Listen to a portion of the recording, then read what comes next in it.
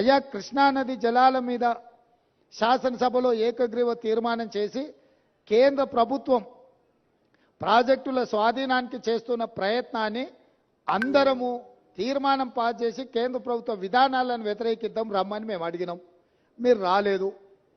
కేంద్ర ప్రభుత్వానికి కాంగ్రెసే అప్పజెప్పిందని అబద్ధాలు నువ్వు చెప్తే వాస్తవాలను డిసెంబర్ 1, 2023 నాడు మీరు ముఖ్యమంత్రిగా మీ కార్యదర్శి స్మితా సబర్వాల్ గారు రాసిన లేఖను అప్పజెప్పడానికి పూర్తిగా మీరు చేసిన ప్రయత్నాన్ని ఆధారాలతో సహా శాసనసభలో ప్రభుత్వం బయటపెట్టింది.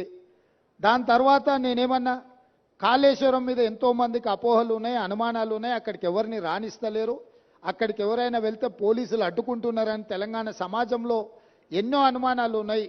ఈ అనుమానాలను నివృత్తి చేయడానికి మంత్రులను, ప్రజాప్రతినిధులను, పత్రికా